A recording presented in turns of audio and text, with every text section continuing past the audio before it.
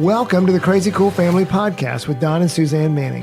Parents, what if we could give you the power to transform your family into something absolutely amazing? A family where everyone is healthy, gets along, loves Jesus, and has great purpose in life. Hey, let us flip your thinking to unlock the power God has given you to create your own Crazy Cool family. Hey, this is Jeff Zog from the Dad Awesome podcast. I love the Crazy Cool family, and specifically I hopped into Basecamp, all of these resources, the video resources, the specific guides that let me put the names of my daughters and my wife and just showing me visually, hey, am I making progress? What areas can I attend more to? So I'm so thankful. I want to encourage you guys to hop into Basecamp, sign up, dive into those first intro videos. It's been so helpful for my family. All right, all you crazy cool families out there, we are so excited, or I'm so excited because I have two guests with me. Actually, Macy is not really a guest. Macy's my right hand when it comes to crazy cool family. But we have found a guest that together we're going to talk to. Her name is Christy Gandy, and she has started a business called Love Well Collections. And what we're talking about our fight series, and in our fight series, what our main topic today is going to be is about generosity. How are we generous? What can we do? And so Christy's going to share with us the heart behind her ministry, her business. And then we're going to just kind of share with you moms and dads a little bit about what you can do with that and how you can practice generosity using the Love Well collection. And so to start off with, hello, Christy, welcome. We're so glad you're here. Oh, thank you. Tell us a little bit about you, your family, and maybe how your business got started. Yeah, well, thank you so much for having me. I really am honored to be here. This is exciting. I am married to my husband, Justin. We've been married for about 13 and a half years, and we have two little boys, Zachary and Isaac. They are 9 and 7. So they give me a run for my money. They're the perfect age. Yeah, but they're fun. And I really am so grateful to get to be their mom. So yeah, that's kind of our family. And the way my business started was really just out of my own story of grief and loss. So my dad had been sick for a lot of years and had all kinds of different health issues and struggled with diabetes and congestive heart failure, and then was diagnosed with pancreatic cancer. And in October of 2015, he ended up passing away.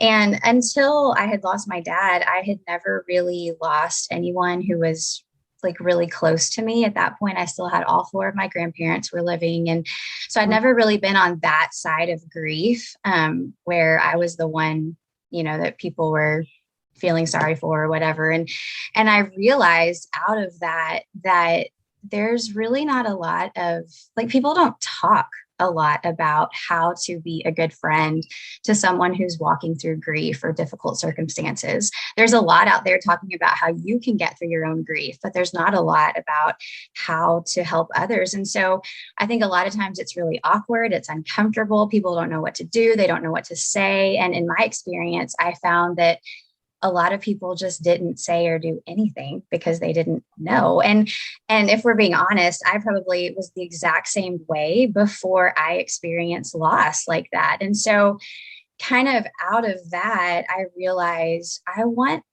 to provide some kind of education and equipping for people.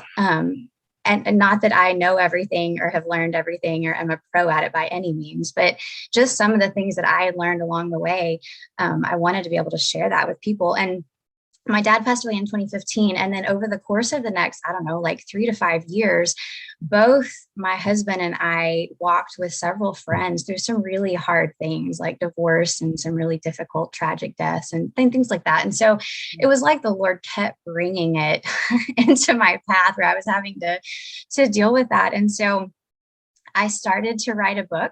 I'd always wanted to write a book. And so that's kind of where the whole thing started. And long story short, through that whole process, we started talking about, well, what's a tangible thing that we could provide for people? And so that's where the idea for the gift boxes was really born. And I think there's just something about giving a tangible gift to people. I think that it's really great when people say, oh, I'll pray for you, or they, text you or make a comment on Facebook. I think, please, yes, by all means do that. Yes. But there's something about a tangible thing, that just kind of says, I see you and I've gone the extra mile. And one of the things that I try to encourage people too is that it's really easy, like that first week, during the funeral or right after the divorce or whatever it is that's happened, to do something, to send a meal or to send flowers or whatever. But in the weeks and the months after that, life goes back to normal, if you will, and they forget, not because they're trying to be mean by any means, but it's just, their life resumes and they kind of forget, but you're still left grieving and working through all of that. And one of the most meaningful things that anybody did for me was actually my college roommate's parents. About, 2 or 3 months after my dad passed away. It was just a really hard day. It was just a rough day. The boys were 1 and 3 at that point. So they were little, we were still home all day, whatever. And I remember it was just a really hard day. And the doorbell rang that afternoon. I went to the door and I opened it, and there was a delivery person standing there with flowers. And on the note card, I saw that it was from my college roommate's parents. And the note card just read something along the lines of, we just want you to know that we haven't forgotten. Mm-hmm. And that, almost every time I tell that story, I get choked up because it was just, it was just so meaningful to me to know that they hadn't forgotten. And, I was still grieving months later. So anyway, that's kind of the hope behind it, is just to encourage people to do something and see people. And oh my goodness, I love that. Oh, I love that. And what I love what you said, Christy, that the loss and the grief, we all are going to experience that somewhere along the way, loss, grief.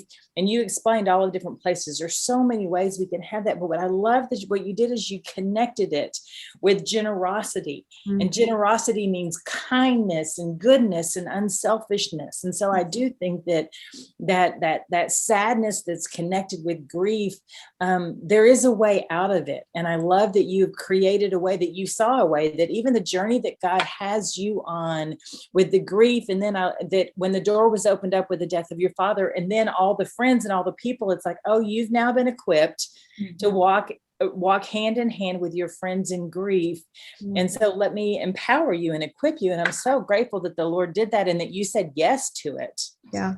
Well, and I would even go a step further and say you've been anointed. Like you've taken this step of like, grief is not fun. Grief is hard. I wouldn't pick this for anybody, but God has in his kindness, like allowed you to walk through seasons of grief and walk with others through it.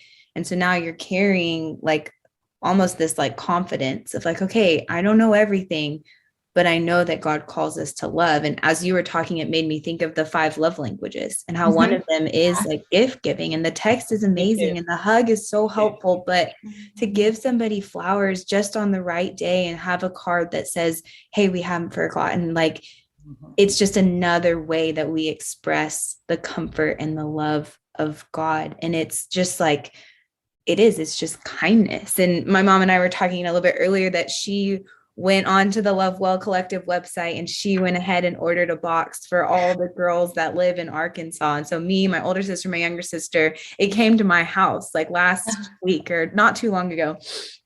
And I open up the box and just for all of our people listening, like the Love Well Collective, you go to this website, it's beautiful, it's aesthetically pleasing, and you get to pick some things to put in a box, and you get to pick, you can either pick, or they have, or if you don't want to pick, they actually, I guess Christy could be telling us this too, but they have also pre-pick things too. If you're like, oh, I would have no idea, but you can. I had the best time picking and I think she'd like this. She'd like this. She'd like this. I love that. Yeah. And you can make the gift personal, or you can make it kind of like this idea of a gift, or I'm sending it to this type of person. But when I received it, it was just like, well, my mom told me it was coming, so I wasn't necessarily that surprised, but it was so surprised with what was in it because you had true. Yeah. And I didn't really know why. Like I wasn't necessarily going through a huge hard time, but like, it was such an encouraging thing. It was such, like, the best word I can describe is like refreshing. Like, I opened it and I was like, oh, this is just so fun. And there was a couple things in there for one of my sisters, a couple things in there for my other couple for me. And my mom was like, okay, like, you pick the things that you want. And so there was like a cute little hat with the word mom on it, or motherhood. And I was like, well, I'm not a mom. Like, I don't need this, and there was teas and coffees and all kinds of stuff. And so it really is like personal, and it's just refreshing for the heart and like for the soul to like receive something special. I think especially when you're going through something hard. Well, and something too, I tell people is, the contents in the box themselves are not the point. Like, this candle, this hat is not going to change your life. It's not going to take your pain away or whatever, but again, it's just the fact of somebody thought of me, like I was thinking earlier, like when my husband brings me home something just because he was thinking of me, it does not matter if it is a Snickers bar or it's a dress. Like, yeah. By the way, so don't be impressed. But, you know what I mean? You're like, oh, you saw something and you thought of me and you went out of your way to do something. I don't know. It just means, I think it does mean a lot to people. So yeah, totally.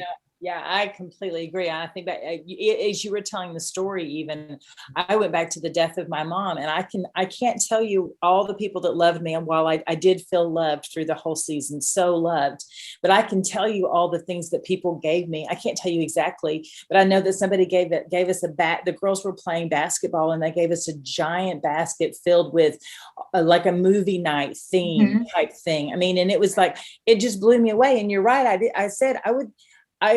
This is the most incredible thing that they were thinking of me, that they were so thoughtful to put enough candy in it for each of the kids. And so I agree. It's completely and totally connected to the thought. It's the thought of, you're important and you're valuable, and I see you and I know you. I mean, and that's the beauty of generosity. And that's what we can do, families, as we fight for our families, as we fight for the different relationships in our families. It's, I sent it to the girls, as a little surprise for them, but I started out when I went on the website to send it to my sister and my best friend. And so I had two different other people pitch. And then I thought, well, no, I'll send it to the girls first, and then I'll send it to them. So I have a list of people that I'm going to send it to because I want that. I want them to know I'm thinking about you. I think I love you, and they don't even have anything. I mean, my best friend right now is taking care of both of her sick parents. And so she's just drowning in the day-to-day life of a mom that would have toddlers, which I think would be an ideal gift to give it to a mom who has who just had a newborn or toddlers or a 9-year-old and a 7-year-old little boy. And life gets, I mean, I just think that it's open up to anybody. Mm-hmm. Well, I had a bunch of people send a few little of those kind of just thinking of you just because gifts, especially right when the pandemic started and the whole world shut down, we were all isolated. I had so many people sending gifts to their friends. And when you order a gift, you get to write a note, and then I handwrite your note onto a card and include it in the box. And so the note is from you, but it's my handwriting. And it was really better than mine anyway. So that's a win-win. But it's fun. That was one of the sweetest things, and it still is, of getting to read the things that people write to the people that they send their box to. But that was one of the things, even during COVID, it was not necessarily, anything, maybe they weren't grieving a loss necessarily, but it was just this, hey, I know this is a hard week for you, or I know that, maybe you did lose your job, or, you've been sick and you're not feeling good or whatever. But even, there's so many reasons, I think, to just encourage people. So yeah. Well, one of the reasons, since we're about to celebrate Mother's Day, one of the reasons you could totally send a box, and we're unashamed. We're going to advertise the Love Well Collective all day long. Like, every parent, even if you're a mom right now and you're listening, like, just like slide the link into your husband's text, like, this is like, we just think that moms are amazing. And at Crazy Cool Family, all the time, we talk about how the relational line between a husband and a wife, a mom and a dad, the relational line between moms and kids, like, it's just so important. And the values that families are building into their family culture are so important. And so I'd love for us to just kind of hear both of you guys' thoughts about, like, what has your family, whether it's the family you grew up in or the family you're raising and cultivating right now, like, how does your family like value generosity? What do you guys think about the value of generosity? Why do you think it's important for a family to be generous? I'd love to hear both of y'all since y'all are moms. Yeah. Christy, There we go. Okay. Yeah.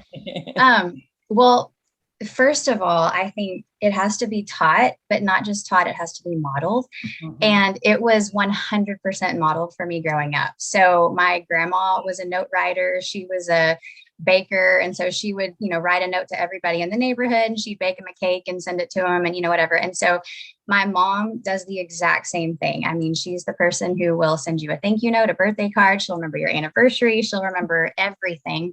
And then she'll take a cake to her hairdresser and to the dry cleaners and to the guy who works on her car and, everybody. And so that's been modeled for me throughout the years. And so now, I mean, people sometimes will laugh, not at me, but they know that I'm a card writer. And so I will send you a card in the mail, and I will send you a birthday card and whatever.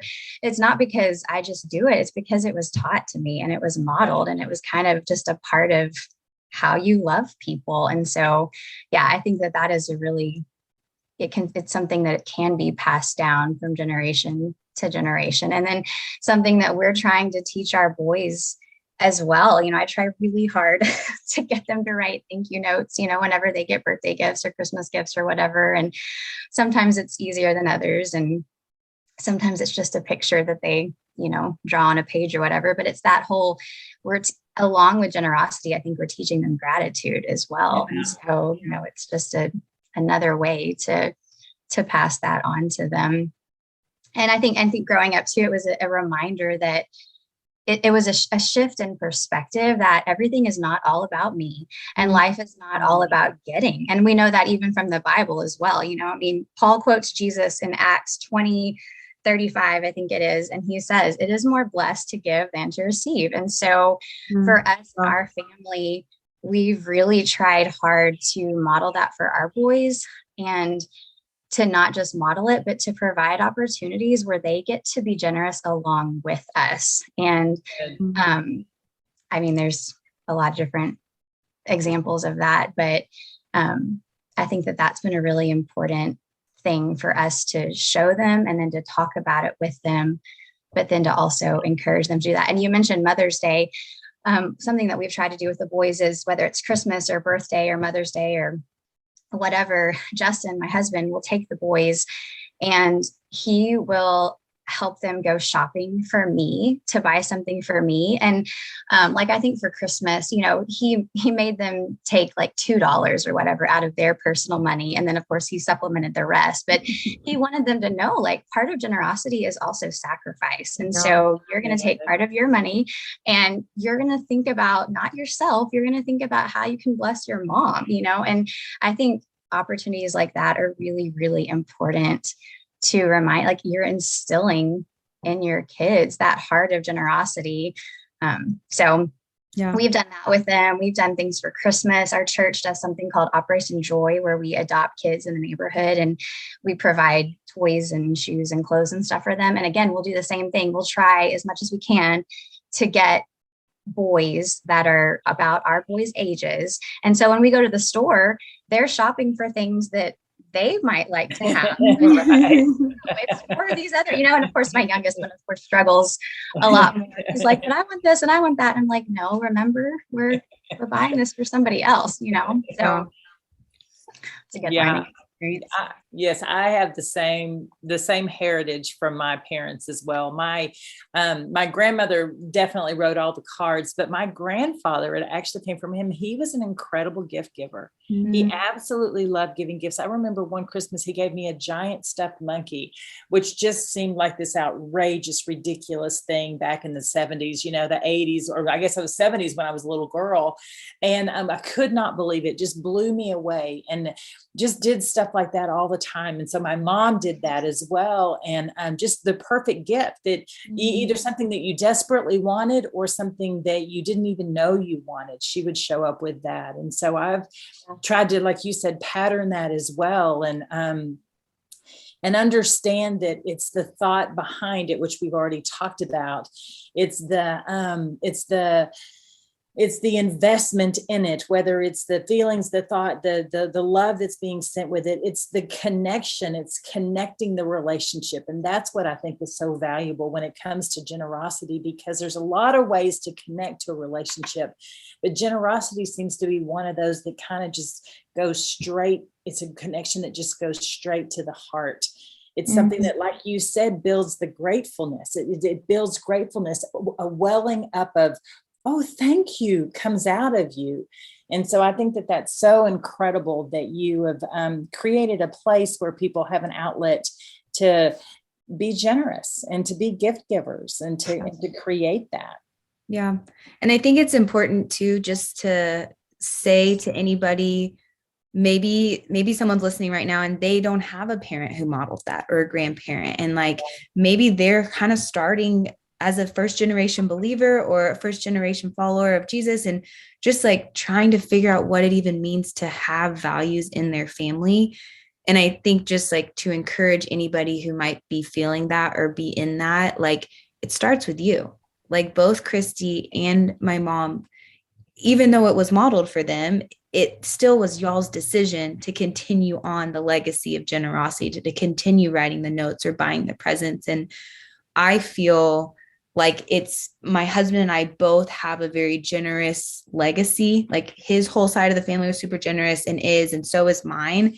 And I like have seen in my own life, like my first response is not always generosity. Like I struggle, and he challenges me to be generous, to give to the church, to give to people in need, to like, and so it's like, you could have it modeled for you perfectly and still have parts in your heart that don't want to be generous or grateful all the time. And it's like, at the end of the day, it really is from God. Like he's the one who empowers us. He's the one who stirs up generosity. We are his kids. And so it's almost like we have to stop long enough to be like, oh, Jesus came and died. And God gave him to us. Like God made the most generous like decision, gave the best gift. I recently heard a song where it said, like, God, you bankrupt heaven by sending your son Jesus to earth. Like he spent it all. He went all in by giving his only son. And it's like, we get to think about that view of generosity and then live from that overflow. And so just to encourage any parents out there, if you're like, well, my mom never was generous and we grew up with no money, you know, like if you're feeling any of that, like just to encourage you that generosity starts with you. Like it's a value in your family that you can pass on. And one of the verses that's on the Love Well Collective site is Proverbs 11:25. And I just love this promise and this declaration from God that a generous person will prosper, period. Like it says that clearly. It's like, we can stop there. And then it goes on to say, whoever refreshes others will be refreshed. And so we've touched on this a little bit, but do you, either of you, and Mom, we can start with you, like, do either of you have any practicals or specific ways that you've taught your kids to like choose generosity or gratefulness? Is there any like things you do at home? Is there anything you've done? Like Christy mentioned, the buying presents for kids as a family. Right. Like, are there any practicals you can give our parents to just start that culture of generosity and gratitude in your home? Mom, you have any thoughts on that?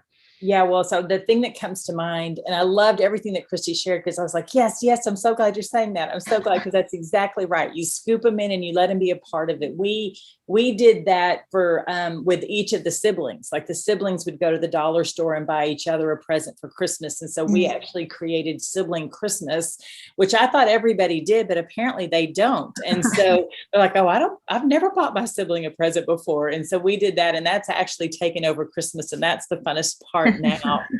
But the thing I was thinking of, Macy, as you were talking, is when my two little grandbabies are together, Sebastian and Truett, and they just rolled from 2 to 3. And so that is probably one of the most selfish little times in a child's life, just because it's a survival mode. They're totally. And so my favorite thing to do is to say, Sebastian, come here, and whisper in his ear. It would make Truett so happy if you shared that car with him right now. Or it would bless, I'll say, it will bless Truett so much if you share that car. And I bet when he finishes playing with it, he'll share it back with you. And so Sebastian would climb off my lap and he'll have the car in his hand that they just got finished, knocked down, dragging, fighting about, and then he'll walk over there and he'll hand it to Truett and he'll go, "Here, Truey, you can play with it." And then Truett just grins so big and he's so happy, and Sebastian's so happy. And that's what I was going to say, Macy, is that let's say maybe there's times that you struggle with generosity, but when you choose generosity, how do you feel? Yeah. 100. It's worth it every time. It's every the hurdle. time. Yeah. Every time it's worth it. Even in a 2 to 3 year old's little mind, they actually see too that it's worth it. That it's so valuable above having the coveted thing that they were so clinging to. Well, and it's scriptural. Like what you're saying is exactly what we just read. Like whoever refreshes others will be refreshed. Going back to what I said earlier, like getting that Love Well box, like it just refreshed my heart. It gave me fresh hope and fresh love. And it's like,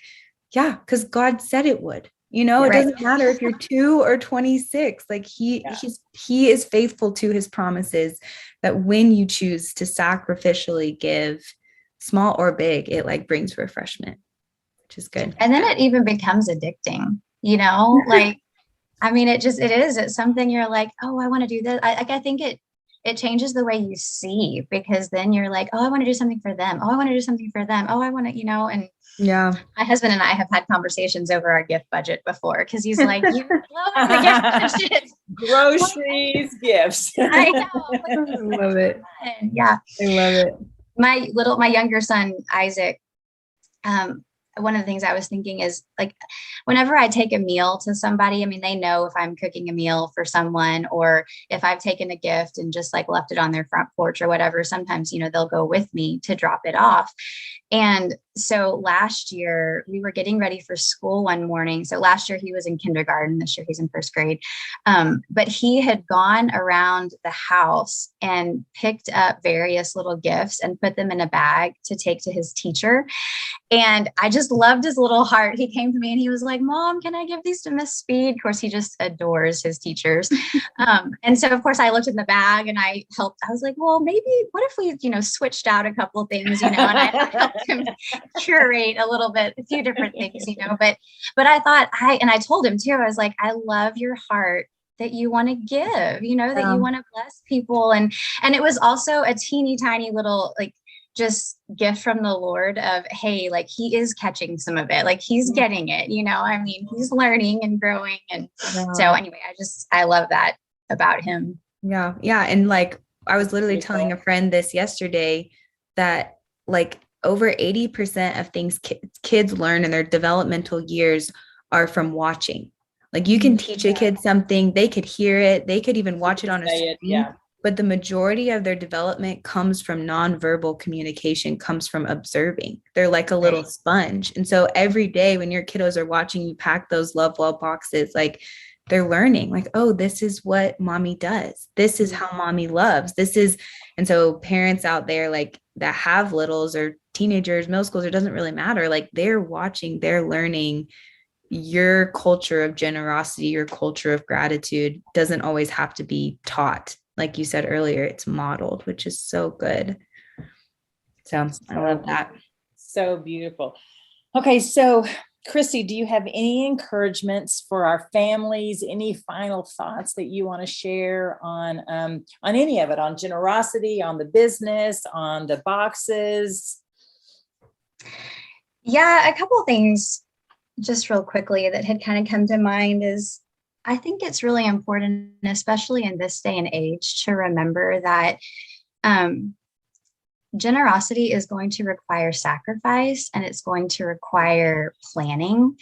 And I think a couple of things that we've thought about is, for us specifically, when I say it requires sacrifice, it could be a sacrifice of time, or it could be a sacrifice of energy and effort of using the gifts we've been given, or it could be a sacrifice financially. And again, going back to the whole, like, God does refresh you when you are obedient and you give to other people. We've seen that happen so many times, but it's also been one of those things where, we've had to make choices and made room in our budget so that we have the ability to do that. And so I think, it's not because we are millionaires or anything like that. Not at all. It's just the fact that, we as believers have to decide what's our priority and how are we going to be good stewards of what God has given to us. And which I think goes back to, reminding ourselves and even our kids that everything we have is the Lord's anyway. And so